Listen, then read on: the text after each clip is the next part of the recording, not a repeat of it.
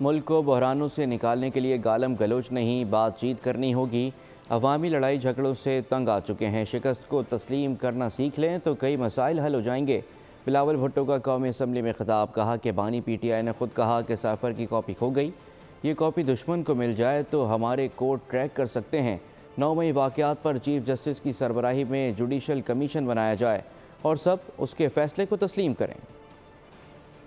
کہ عوام مہنگائی کی وجہ سے، بے روزگاری کی وجہ سے، غربت کی وجہ سے تنگ آ چکے ہیں۔ اگر آپ کو ووٹ دیے ہیں تو صرف اس لیے نہیں دیے ہیں کہ آپ یہاں آ کے گالی دیں۔ اگر آپ کو ووٹ ملا ہے تو صرف اس لیے نہیں دیا ہے کہ یہاں آ کے آپ شور شرابہ کریں۔ اگر پاکستان کی عوام نے آپ کو ووٹ دیا یا مجھے ووٹ دیا یا ان کو ووٹ دیا تو صرف اس لیے کہ ہم ان کو اس معاشی بحران سے بچائیں۔ تو جو بھی پالیسی وزیر اعظم صاحب سامنے لے کر آئے گا، وہ آپ سب صاحبان کا اگر انپٹ اس میں ہوگا تو وہ بہتر پالیسی ہوگا۔ اگر آپ انپٹ نہیں دیتے ہیں اور آپ کہتے ہو کہ میں یہ وزیر اعظم نہیں مانتا ہوں تو میں نہیں بات کروں گا، تو پھر جو بھی شہباز شریف صاحب کا پالیسی ہوگا آپ اس پہ تنقید تو نہیں کر سکیں گے۔ That alleged cipher is printed in an international publication. تو مطلب if you think the people of Pakistan are a fool, then you are wrong.